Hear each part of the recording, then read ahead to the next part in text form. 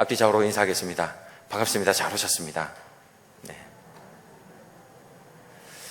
그러게요. 언제쯤이면 마스크를 벗을지 모르겠지만, 그러게요. 이제 또 언제나 얼굴을 한번 뵈야 되는데, 그렇습니다. 네, 수요 기도회를 준비하다가 보니까 내용이 너무 많아져가지고, 이번에는 율법 1, 다음에 이제 또 설교할 때는 율법 2, 이렇게 말씀을 좀 전하도록 하겠습니다. 시리즈 영화들이 있지 않습니까? 그러니까 시리즈를 염두에 두고 만드는 영화들을 보면 첫 번째 보통 1화 같은 경우에는 밑그림을 그리거든요. 그러니까 오늘 이 말씀을 드리는 이유는 오늘 말씀도 율법에 대한 핵심은 이제 다음번에 말씀을 좀 나누고, 오늘은 율법과 우리와의 관계, 그러니까 좀 그 밑그림에 대해서 말씀을 나누고자 합니다. 오늘날 우리가 이제 살아가는데 율법이 우리에게 필요하다고 생각을 하십니까? 아니면 필요 없다라고 생각을 하십니까? 어떠십니까? 물어보니까 애매하죠. 필요 없는 것 같은데, 그러니까 질문을 하는 질문자의 또 의도가 있을 거니까 필요 없다라고 얘기하면 안 될 것 같고, 필요하다라고 하면 사실상 우리 삶에서 율법을 안 지키고 있는 것 같은데, 그러니까 율법을 지켜야 된다 이런 생각을 가지고 안 살아가고 있는 것 같은데 이상하고 혼란스러우실 겁니다. 나중에 다시 또 자세히 말씀을 드리겠지만, 율법이 필요 없다라고 생각을 하시는 분들은 율법을 행위로 접근하기 때문에 그렇습니다. 가장 쉽게 좀 설명을 드리면, 우리가 음식법에 대해서 율법을 지키지 않고 있지 않습니까? 그러니까 율법을 좀 지키고 이러면 우리가 이렇게 살이 찌지는 않을 텐데, 그러니까 우리가 먹고 싶은 대로 원하는 대로 다 먹고 살다 보니까 저만 그렇습니까? 네. 웃으실 줄 알았는데. 네. 그렇습니다. 그래서 헷갈리는데, 오늘은 말씀을 통해서 율법은 행위로 접근해서는 안 된다라는 것을 먼저 말씀드리면서 율법의 깊은 의미에 대해서 나누겠습니다. 여러분은 율법에 대해서 얼마만큼 많이 알고 계십니까?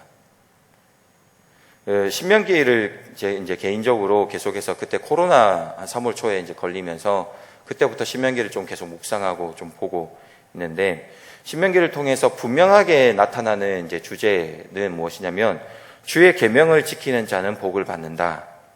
반대로 주의 계명을 지키지 않는 자에게는 심판이 있다라는 것입니다.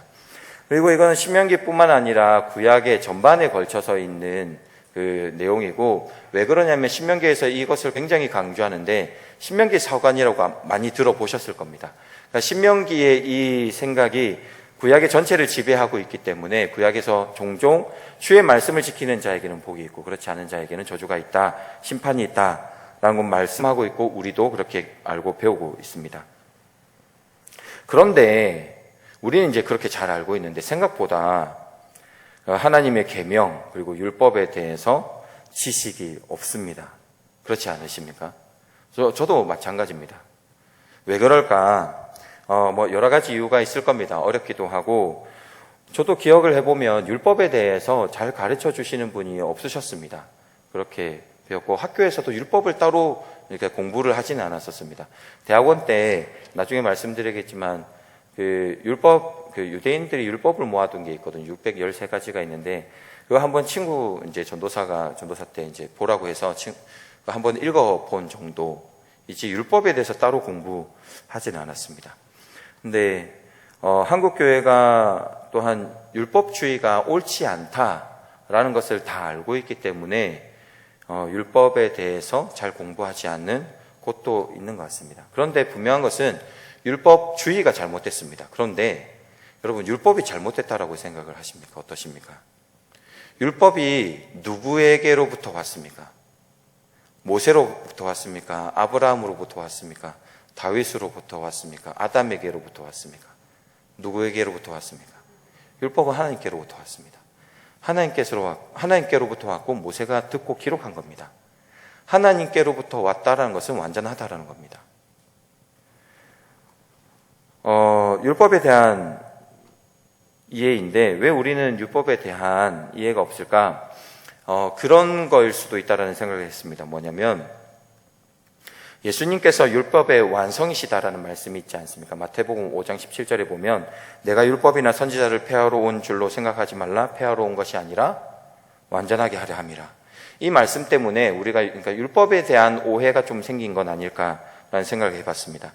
그러니까 이 말씀을 잘못 좀 해석을 해서 구약의 율법이라는 것은 그러니까 알지 않아도 되는 것, 그리고 조금 뭔가 미숙하기 때문에 예수님께서 완성이라는 완전하게 한다라는 단어를 쓰지 않으셨습니까? 그러니까 반대로 구약의 율법은 불완전하다. 그래서 구약의 율법은 불완전하기 때문에 좀 안 지켜도 되고, 예수님께서 말씀하신 것이 완전하기 때문에 예수님의 말씀만 따르면 된다.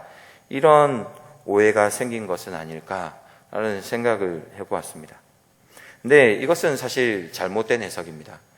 앞서서 말씀드렸지만 구약의 구약의 율법은 하나님께로부터 왔습니다. 완전한 겁니다. 예수님께서 율법을 완성시켰다라는 의미는 어떤 의미냐면, 그러니까 리모델링 할 때에 왜 이제 바닥도 막 옛날 거를 이제 걷어서 버리고 벽지도 걷어서 버리고, 또 리모델링의 제일 또 중요한 것 중에 한 가지가 전구지 않습니까? 예쁜 또 센스 있는 전구가 필요한데 옛날 것들 다 버리고 새 거를 좋은 걸 들여와서 리모델링해서 좋은 집이다.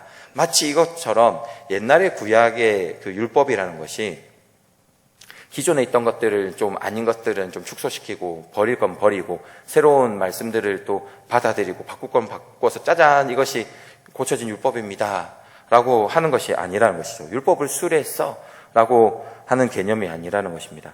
예수님께서 율법을 완성시키셨다는 것은 율법은 그대로 있고 온전한 해석. 앞서서 말씀드렸지만 우리는 율법을 행위로 접근을 하는데 우리뿐만 아니라 유대인들도 마찬가지입니다. 행위로 접근하기 때문에 자기중심적인 해석을 하게 되는 이 문제가 발생하는데, 예수님께서 완성시켰다라는 것은 그렇게 행위로 접근하는 것이 아니라 그 율법에 담긴 하나님의 의지가 있지 않습니까? 하나님의 뜻이 있지 않습니까? 하나님의 마음이 있지 않습니까?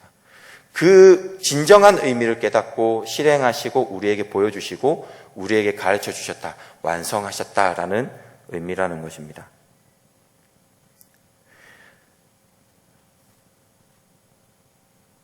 우리는 율법에 대해서 고민을 할 때가 있습니다. 예를 들면 우리는 행위로 이제 접근을 많이 해왔기 때문에 완성시켰다는 것에 대해서 확실히 좀 받아들이지 못하고 좀 헷갈리는 부분이 있는데, 예를 들면 주일날에 여러분 일을 해야 될까요? 하면 안 될까요?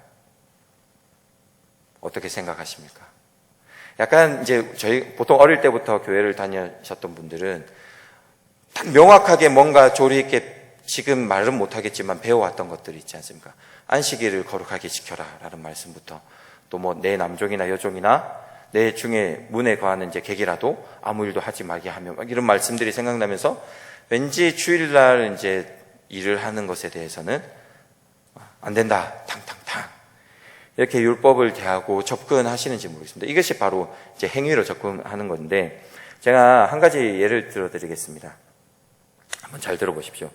제가 예전에 이제 교회에서 청년이 간호사를 배웠습니다. 학교에서 열심히 간호학을 공부하고 수학을 하고, 부산에 있는 자매였는데 이제 일을 일산으로 가게 됐습니다. 큰 병원에 가게 됐는데 응급실에 가서 이제 열심히 3교대를 통해서 일을 했습니다. 근데 응급실이다 보니까 이제 눈코 뜰 새 없이 막 일을 하다가 문제는 무엇이었냐면, 주일날 딱 걸리면 주일날 교회도 가지 못하고 또 뭐 거기 있는 사람들하고 모여서 뭐 말씀을 읽거나 뭐 이렇게도 못하고, 응급실이다 보니까 계속 거기 매여 있는 겁니다. 근데 이게 한 번, 두 번 이렇게 반복되다가 계속 반복되니까 자기 마음에 좀 의문이 생긴 겁니다. 그래서 전화 왔습니다. 그때 전화가 와가지고, 목사님 지금 이런 상황인데 일을 그만둬야 될까, 다른 데를 찾아야 될까 지금 고민이 된다고 그런 이야기를 한 적이 있었습니다. 여러분 어떻게 생각하십니까? 일을 그만두고 다른 곳으로 찾아봐야 될까요? 어떻게 해야 될까요? 안식일에는 뭔가 일을 하지 않아야 될 것 같은데 헷갈리시죠? 제가 속 시원히 말씀을 드리겠습니다. 유대인들이 율법을 정리해 놓은 것이 613개 항목이 있습니다. 미츠보트라고 하는데 613가지의 그 계명이란 뜻인데, 유대인들은 하나님께서 자신들에게 613가지의 지키도록 명령을 주셨다라고 그렇게 믿고 있습니다. 계명을 받았다라고 그렇게 믿고 있습니다. 그래서 그것을 정리해 놓은 책인데, 그 성경에 있어서 우리가 이제 율법에 대해서 사실 잘 모르다 보니까 개념으로 먼저 좀 정리하고 넘어가면, 율법, 계명 있지 않습니까? 그걸 보면 구약 성경에 보면 율법이라고 우리가 번역해 놓은 단어에는 히브리어를 보면 토라라고 이렇게 되어 있습니다. 그러니까 보통 우리가 토라라고 하면 모세 오경을 생각하지 않습니까? 그래서 토라라고 했을 때, 율법이라고 했을 때 우리가 좀 기억하기 쉬운 것은 큰 법이라고 생각을, 테두리, 그러니까 울타리처럼 법이라고 이해를 하면 굉장히 쉽습니다. 그러니까 토라는 테두리, 법이라고 생각하시고, 계명이라는 것은 명령입니다. 미츠바라는 것인데, 이게 이제 단수형이고 계명들이 여러 가지지 않습니까? 유대인들도 뭐 613가지다라고 이렇게 얘기하는데, 그래서 미츠바에서 복수형, 여러 가지 해서 미츠보트라고 해서 613개의 미츠보트, 613가지의 계명, 명령, 이렇게 하고 있습니다. 우리가 명령이라고 할 때 10계명이라고 하지 않습니까? 근데 재밌는 거는 그러니까 숫자 10이라는 단어가 아세레트라는 단어인데, 10가지 계명이라고 하면 방금 이제 미츠보트라고 말씀을 드리지 않았습니까? 그러면 10가지 계명은 아세레트 미츠보트 이렇게 해야 되는데, 성경에는 10가지를 계명이라고 이야기하지 않습니다. 지금까지 속았습니다. 그죠? 번역을 그렇게 하는데, 사실은 계명이 아니라 핫데바림이라고 해서 다바르라는 말에서 파생된 건데, 그 의미, 그러니까 좀 고급스럽게 번역을 하면 성명, 그러니까 10가지 성명이라고 번역을 하는 게 정확합니다. 근데 그 10가지 성명을 통해서 613개의 계명이 있고, 그것을 유대인들은 받아들였고, 큰 법이라는 그 오경이라는 토라라는 법이 있다라고 이해를 하시면 굉장히 쉽습니다. 이해가 잘 되시죠? 저랑 오늘 대답 안 하시기로 작정을 하셨습니까? 네. 모세가 하나님께로부터 10가지의 성명을 받았습니다. 그리고 이제 유대인들은 613가지의 거기서 파생되는 명령을 받았다라고 믿고 있는데, 여기에 88문에 보면 이런 기록이 있습니다. 안식일에는 노동을 금지한다라는 계명이 있습니다. 그리고 이제 이 계명이라는 것은 유대인들 미츠보트 계명은 모든 항목에 모든 성경 구절이 있습니다. 그러니까 계명의 근거가 어디 있냐, 말씀에 있다라는 것을 이야기하는 것입니다. 우리도 여러분들 대소교리 문답 세례 받으실 때나 문답하실 때 공부하셨지 않습니까? 그때 보면 문답에도 보면 다 성경 구절이 있습니다. 처음에는 이제 대소교리 문답을 만들고 나서 이것이 근거가 어디 있느냐, 이 얘기가 논란이 일어나서 성경에 통해서 이 교리가 나왔다라는 것을 증명하기 위해서 한 2년 정도 그 성경에 있는 구절들을 다 교리에 다 붙였습니다. 그래서 이 교리의 근거는 성경에 있다라는 것을 알려주는데, 마찬가지로 이 계명들도 유대인들의 이 계명들도 말씀에 근거하고 있다라고 해서 모든 말씀이 있습니다. 그러니까 88문도 말씀에 근거하고 있다라는 것을 증명하고 있습니다. 그래서 유대인들은 무슨 말이냐면, 말씀에 근거해서 안식일에 노동을 하지 않습니다. 많은 설교자들로부터 이제 들어오셔서 알겠지만, 지금도 유대인들은 안식일이 되면 이제 우리와 같은 주일이죠. 그들에게는 안식일이고, 안식일 날에 일을 하지 않습니다. 지금도 그렇고, 특히 이제 설교자들을 통해서 들으셨던 것이 기억나실 건데, 아마 엘리베이터들 있지 않습니까? 유대인들은 주일에 엘리베이터 버튼을 누르는 것을 일이라고 생각합니다. 전기가 통해서 이게 전기가 작동하는 일이라고 생각을 하기 때문에 버튼 누르는 걸 하지 않습니다. 그래서 유대인들이 있는 건물주가 있는 이제 그 건물들에는 엘리베이터가 2개 있는 경우가 꽤 있습니다. 그래서 계속 쓰는 엘리베이터가 있고, 샤밧 엘리베이터라고 해서 안식일 엘리베이터라고 해서 안식일에는 이제 층마다 쓰는 엘리베이터가 있습니다. 아니면 이제 엘리베이터가 하나일 경우에는 안식일 같은 경우에는 매 층마다 안식일에 서게 됩니다. 아니면 이제 유대인들과 관련 없는 건물이면 유대인들이 엘리베이터를 탈 때는 이방인들에게 부탁을 합니다. 몇 층 좀 눌러 주십시오. 라고 그들은 일이라고 생각을 하기 때문에 지금도 굉장히 열심히 지키고 있습니다. 유대인들은 말씀을 근거해서 이렇게 일을 하지 않는 것인데, 그렇다면 이 계명, 말씀에 근거한 그들의 믿음 속에 계명이 이렇게 지켜지고 우리도 비슷한 계명인 것 같은데, 앞서 말씀드렸던 청년의 경우는 어떻게 하면 좋을까요? 재미있는 사실은 신약 성경에 이 문제가 불거졌었습니다. 이미 이제 그런 일이 있었습니다. 예수님께서 그 손 마른 자를 치료하기도 하시고 귀신 들린 자를 치료하기도 하시고 베드로의 장모도 이제 열병에서 치료하기도 하고, 특히 베데스다 연못에서 38년 동안 이제 일어서지 못하는 병자가 있지 않았습니까? 그 병자를 일으킨 날, 이 모든 이 앞서 말씀드린 이 행한 날이 전부 다 안식일이었습니다.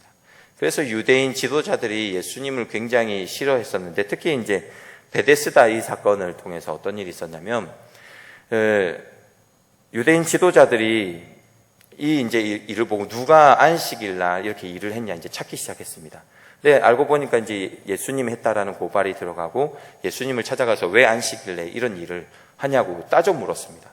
근데 그때 보통 이제 우리 사람들 같으면 이제 좀 안 싸우고 평화롭게 해결해야 되지 않겠습니까? 그러면 예수님께서 좀 좋게 뭐 좀 착각했습니다, 뭐 좋게 이렇게 가야 될 건데 기름을 확 부으십니다. 뭐냐면 내 아버지께서도 일하시니 나도 일한다 이래요. 아니 이제 유대인들이 당신 아버지 하나님을 아버지라고 한테 열받아 갖고 이제 그때부터 예수님을 죽이려 한다 이제 기록이 있습니다. 분명히 계명에는 안식일 날 일을 하지 말라고 했는데 예수님께서는 일을 하셨습니다. 상충이 되죠. 충돌이 일어납니다. 그러면 옛 율법 안식일 날 일을 하지 않는 것이 잘못되었고, 그래서 버려야 되고, 새 율법으로 예수님께서 만드셨으니까 옛 것은 버리고 이제 새 것을 만들듯이 예수님 따라서 그냥 안식일에 그거 관계없이 무조건 일하고 그렇게 하면 될까? 이게 율법의 완성인가? 그렇게 해야 하는가 하지 말아야 하는가? 행위로의 접근이 아니라는 겁니다. 안식일에 대한 개념 속에 개념을 깊이 좀 봐야 되는데, 유대인들은 획일적으로 안식일은 일 금지이라면 죽여야 된다 이렇게 생각을 하고 접근을 합니다. 그렇게 자기 중심적인 해석을 한 것이고, 예수님은 율법을 바꾸신 것이 아니라 예수님께서는 율법에 대한 바른 의미를 올바르게 해석하시고 행동하시고 우리에게 가르쳐 주시는 것입니다. 무슨 말이냐면, 안식일은 일을 하지 않는 것, 단순한 문제가 아니라 안식일에 왜 일을 하지 말라라고 했는지 하나님 아버지의 의지를 본 것입니다. 왜 하나님 아버지의 뜻이 무엇인가, 왜 안식일날 일을 하지 못하게 했는지에 대해 하나님 아버지의 마음을 헤아린 겁니다.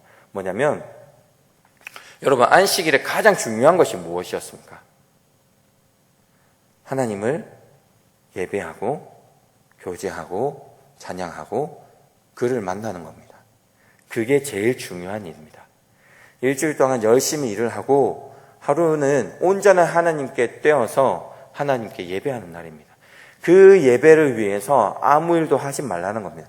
아무 일도 하지 말라는 게 주가 아니라 오직 여호와 앞에 나와서 그와 교제하는 것, 그 예배 드리는 것, 찬양 드리는 것, 이것을 하기 위해서, 그러니까 새 생명을 얻기 위한 이 일들을 위해서 필요한 것이 무엇이었냐면 안식일날 일을 하지 않는 것입니다. 이해가 되십니까? 예수님께서 이 치료한 사건은 무엇이냐면 생명을 살려서 이 사람들이 하나님을 만날 수 있도록, 하나님을 알 수 있도록 돕게 하신 겁니다.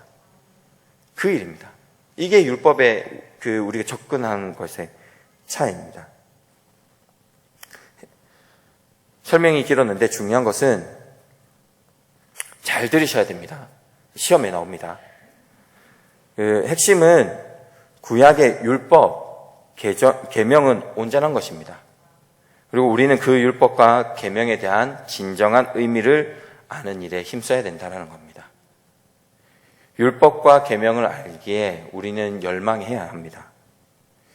유대인들은 그런 믿음이 있습니다. 그러니까 심판의 날이라는 것이 있지 않습니까? 마지막 날, 심판의 날이 있는데 모두가 심판대에 서는데 그 심판대에 섰을 때 무엇으로 이제 결정하느냐?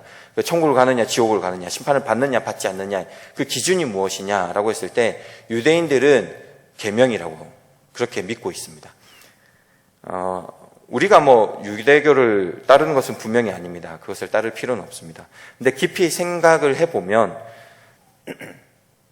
율법 그리고 계명이라는 것은 하나님을 향한 하나님의 생각, 하나님의 마음, 기준, 의지, 요구가 담겨 있다라는 겁니다. 하나님을 우리가 잘 따른다라고 이야기를 하는데 어떻게 그것을 알 수 있겠습니까? 계명과 그래서 우리와의 관계를 잘 이해해야 되는 것입니다. 계명을 통해서 우리의 모습을 알 수 있는 것입니다. 우리가 하나님의 백성으로 어떤 삶을 살고 있는지에 대한 기준을 제시하는 것이 바로 율법이고 계명입니다. 우리의 신앙을 보여주는 거울이라는 말씀입니다. 그런데 계명이 참 불편합니다. 그런 생각 많이 해보시지 않으셨습니까? 지키라는 것 많고 하지 말라는 것 많습니다.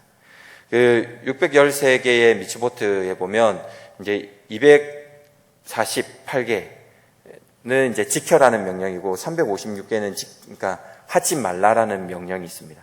하지 말라는 명령이 365 이제 숫자 획률적으로 좀 보면 매일 한 가지씩 다른 걸 하지 말라라고 얘기하는 겁니다. 그럼 좀 부담스럽지 않으십니까? 그러니까 물론 이 613가지의 계명이 우리에게 주어진 계명이 아니라 유대인들이 생각하는 계명입니다. 그래서 그 계명을 다 따를 필요는 없습니다. 특히 15문에 저도 이제 뒤까지는 아직 다 공부를 못했고 15문에 보면 이런 계명이 있습니다. 다른 유대인을 사랑하라.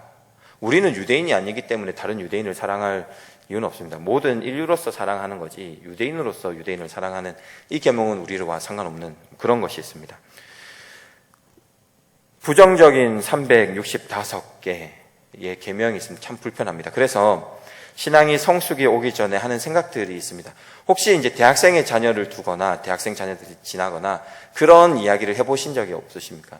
대학생들이 가끔씩 분명히 예수 그리스도를 믿으면 구원을 받는다 이거는 알고 있지 않습니까? 그래서 젊을 때는 또 하고 싶은 게 많지 않습니까? 그런데 또 젊을 때 하고 싶은 것들이 또 성경에서는 하지 말라는 것들이 꽤 또 있지 않습니까? 그러니까 좀 내가 하고 싶은 대로 내가 원하는 대로 조금 살다가 적당할 때 죽기 전쯤에 사실 언제 죽을지 모르는데 그죠?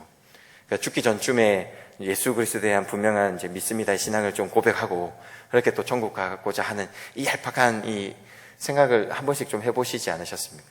저도 연약한 심정이 있기 때문에 좀 그런 생각도 저도 해보았습니다. 계명이라는 것이 참 불편하다는 것입니다. 우리도 이제 많이 이제 성숙하신 분들도 그렇겠지만 그럴 때가 있지 않습니까? 현실에서 계명하고의 삶에서 부딪힐 때 고민하지 않으십니까? 얼마 전에 이제 저는 개인적으로 원수를 사랑하라라는 것에 대해서 좀 깊이 생각을 했습니다. 제가 뭐 원수가 그렇게 많다는 것이 아니라 저희 이제 첫째가 학교를 갔다가 하교를 하는데 그 학교에 이제 초등학교에서 한 형이 자기한테 욕을 했다는 겁니다. 근데 순간 제가 이제 저희 아이한테 뭐라고 얘기를 했냐면 그래도 우리가 죄인인데 예수님께서 우리를 용서하신 그 큰 사랑이 있다. 네가 아직 깨닫지는 못하겠지만 그 큰 사랑으로 먼저 용서함으로 나가야 된다라고 생각은 했지만 말은 못하고 아이가 그 얘기를 듣자마자 제 안에 드는 생각, 그래서 아이한테 뭐라고 했냐면 태권도 배울래? 그래서 계명이요 불편합니다. 알고는 있는데 현실에서 부딪힙니다. 어렵습니다. 그런데 필요합니다. 잘 알아야 됩니다. 배워야 합니다. 마음에 새기도록 공부해야 됩니다. 배우도록 열망해야 됩니다. 왜인지 아십니까? 사랑하는 여러분, 혹시 회개 기도를 하신 적이 좀 어느 때이십니까? 이건 중요한 질문입니다. 오늘로부터 우리의 삶 속에서 회개 기도가 언제쯤 있으셨습니까? 회개 기도를 한 적이 까마득하지는 않으십니까? 회개 기도가 잘 안 되는 이유가 무엇인지 아십니까? 율법에 대한, 계명에 대한 열심이 없어서 그렇습니다. 잘 알지 못해서 그렇습니다. 그래서 우리의 삶에서 회개가 이루어지지 않고 오히려 율법에 대한 올바른 지식이었기 때문에 우리 삶에서는 날선 비판만 서 있는 겁니다. 하나님의 율법과 계명을 잘 몰라서 그렇습니다. 예를 들면 왜 이렇게 말씀을 드리냐면 그 부부에 대한 말씀 있지 않습니까? 설교를 듣거나 아니면 말씀을 읽다 보면 우리 안에 가지고 있는 기본적인 생각이 있습니다. 그것이 뭐냐면 너 때문이야 라는 게 있습니다. 여러분, 가정이 온전해지고 가정이 하나님 앞에 아름다워지고 가정이 좋아지려면 그런 생각 드시지 않습니까? 내 배우자 너만 좀 변하면. 그런 생각 안 하십니까? 그런데 아셔야 될 것은 그 배우자도 똑같이 생각합니다. 너만 변하면 우리 가정이 좋아질 거라 그렇게 생각을 합니다. 근데 율법과 계명은 무엇이라 가르쳐 주는지 아십니까? 너 때문이 아니라 나 때문이라고 가르쳐 줍니다. 우리는 우리에 대한 긍정이 있습니다. 그리고 또한 우리에 대한 긍정이 생각보다 어마어마합니다. 아주 큽니다. 우리가 선지자나 여호수아나 그런 위대한 자들로는 아니라고 생각할지 모르겠지만 실상은 우리 안에서 우리를 마치 하나님처럼 생각합니다. 괜찮은 사람이야 라고 이야기를 하지만 그 정도 선이 아니라 우리는 완벽하다라고 생각을 합니다. 그래서 뭐냐면 삶에 회개가 없습니다. 율법은, 계명은 우리에게 하나님의 기준에 미치지 못하는 죄인이라는 것을 우리에게 알려줍니다. 가르쳐줍니다. 근데 율법과 계명이 없으니까 율법과 계명의 기준으로 우리를 바라보지 않고 우리 자신의 기준으로 괜찮은 사람이야. 좀 사람들이 평균적인 사람보다 좀 더 칭찬을 얻으며 살아가고 좀 더 선한 일에 열심을 하며 살아가며 나는 다른 사람들보다는 괜찮은 사람이야 라는 생각에, 그리고 그 깊이에는 우리는 하나님과 같다라는 생각을 한다는 것이죠. 그래서 회개가 없고, 회개가 없다라는 것은 무엇이냐면 구원자 대신 예수 그리스도가 필요하지 않다라는 그 표현을 하는 것입니다. 우리는 영적으로 병들었음에도 율법과 계명이 그것을 알려줌에도 불구하고 우리는 병들지 않았다라고, 괜찮다라고 이렇게 이야기합니다. 그래서 의사이신 예수 그리스도에게 도움을 요청하지 않습니다. 보소서 주님, 내 마음에 선한 것이 아무것도 없습니다. 하나도 없습니다. 한 방울도 없습니다. 그러니 내 삶의 주인이 되어주셔서 내 삶을 인도하시고 나를 구원해 주십시오 라는 찾음이 없는 것입니다. 왜냐하면 나는 괜찮은 사람이기 때문에 그렇습니다. 회개가 불편한 것은 내가 회개할 것이 없는데 회개해야 하는 것, 그러니까 회개를 하려면 뭔가 쥐어짜야 될 것 같은 그 불편한 것이 있는 겁니다. 사랑하는 여러분, 우리는 율법과 계명의 진정한 의미를 아는 일에 힘써야 합니다.